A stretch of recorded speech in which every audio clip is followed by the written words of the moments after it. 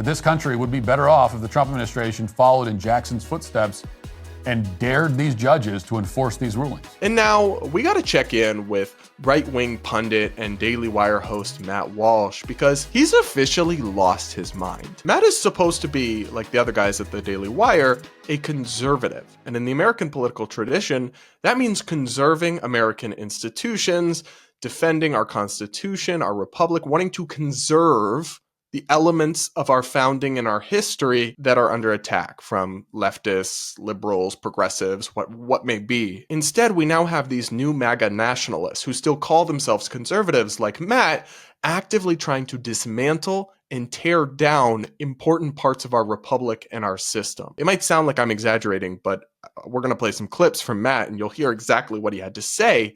He basically thinks that because the Trump administration and Elon and Doge are hitting some legal roadblocks with some of the things they're trying to do, with judges ordering them, freezing programs like, oh, you can't stop that yet. Well, freeze that while we litigate it. And they're running into a bunch of rulings blocking them on the things they're trying to do, closing down agencies, cutting waste. Some of what, you know what, some of these rulings may be wrong. But the normal approach, in keeping with the rule of law and preserving our republic, is to appeal them and get them overturned and then move forward with your priorities. But Matt Walsh and others like him are instead calling on Trump to go full authoritarian and say, no, I'll just ignore the courts and do whatever the heck I want, actually. Take a listen to what Matt had to say. Judges are not infallible.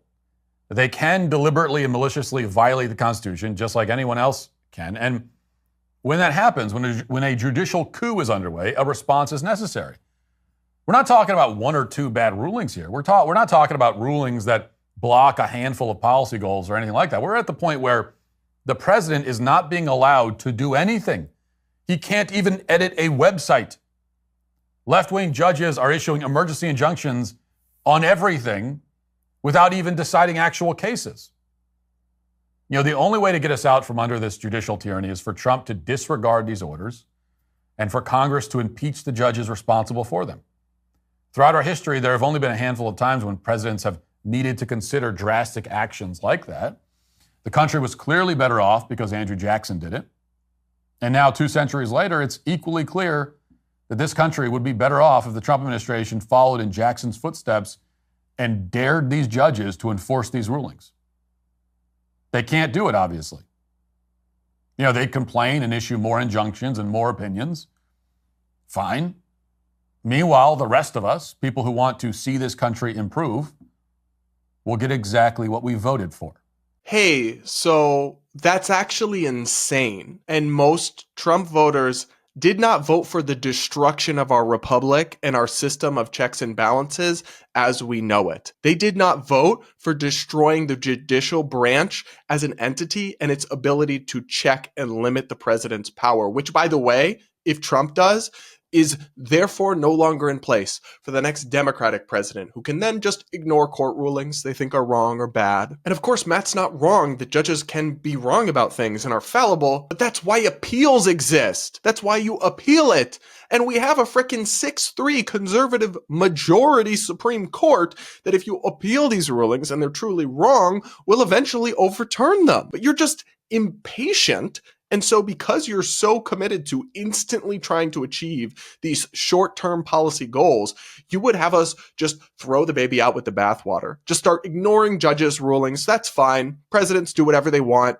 Judicial branch no longer a check on the executive and its overreach. That is insane. And it is destructive. And it is the furthest possible thing from conservative in any sense of wanting to conserve American institutions or our system and our republic. And there is a real problem with the overuse of these emergency injunctions, the temporary restraining orders that go into place nationwide from one federal judge. But the Supreme Court actually has the ability to rein in that practice.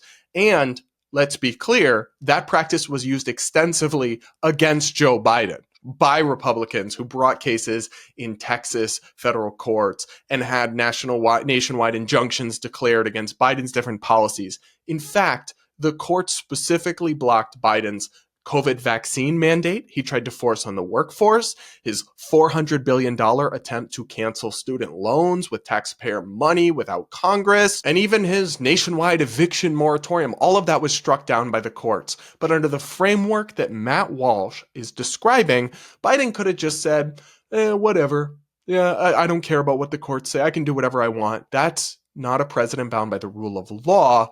That is a dictator. And to positively cite Andrew Jackson, who ignored the Supreme Court that ruled against his efforts in the Indian Removal Act to set the stage for the Trail of Tears, one of the darkest stains in American history, where thousands of Cherokee Native Americans were killed and died from disease, and just in this absolute horrific stain on American history. He defied the courts so that they could go through with that under his successor ultimately. But that's what happened. And you're saying the country was obviously better off because we did the Trail of Tears and defied the Supreme Court in order to go through with it. What on earth? Are you on crack? Or is this just conservative media now? Just saying the edgiest shit imaginable, defending the indefensible, endorsing evil to own the libs. It really is so deeply hypocritical and partisan. And that came through when Matt talked about how Democrats are now suddenly concerned about following court rulings and the rule of law. And I don't think he realized this, but he basically was like, yeah, so I'm just like them. I'm just like AOC and others on the left who've called to defy court rulings. I'm now going to be the same as them and call myself a conservative. Take a listen. When the courts speak, you just have to honor their judge, no matter what they say, no matter what. If a federal judge tomorrow issues a ruling saying that, everybody has to wear a red shirt on Tuesday, well, he just got to do it. The fact that he has no power to issue that ruling and no power to enforce it, and he's way outside the bounds of the Constitution, doesn't matter. He's a judge in a robe. He said it, so we all got to do it. I mean, that's what Chuck Schumer is saying. But if you remember, just a couple of years back, Democrats like Chuck Schumer were standing in front of the Supreme Court threatening individual judges over their rulings. AOC was telling Anderson Cooper that Biden should just ignore Supreme Court rulings, and he did. He admitted the court had struck down his plan to cancel student loans, for example, so he just went ahead and did it anyway. Now these same Democrats are maintaining that judges should never be questioned under any circumstances. So it's just an absolute straw man here.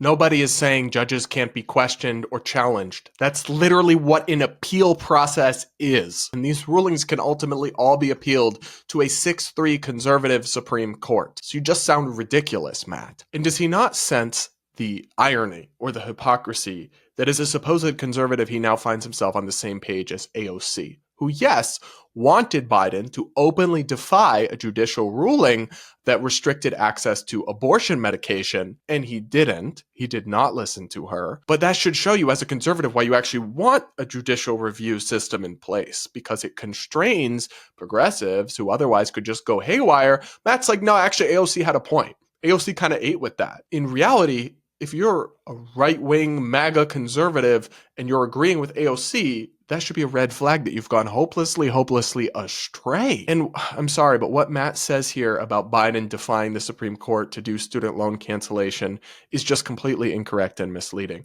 I was a huge opponent of Biden's student debt bailouts. I literally wrote so many op-eds about this, talked about it on TV, blasted it. I was so against it. It was unconstitutional, and the Supreme Court struck it down as such. And that program, that $400 billion bailout, never went forward. Biden abided by the ruling. As the law professor Ilya Soman explains for Reason.com, some defenders of Trump's actions cite Biden's policies on student loan forgiveness as a kind of precedent. Biden did boast that the Supreme Court's correct ruling in Biden v. Missouri, quote, didn't stop me from forgiving student loans. Nonetheless, when the court ruled that he didn't have the authority to engage in massive loan forgiveness under the 2003 HEROES Act, Biden obeyed the ruling. He did then try to engage in large-scale loan forgiveness under another statute, the Higher Education Act. But when courts predictably ruled that Biden couldn't do a massive loan forgiveness plan under the HEA either, Biden obeyed those rulings as well. So to be clear, Biden tried to cancel a bunch of loans under a certain statute, under certain executive authority that was struck down. He obeyed the ruling.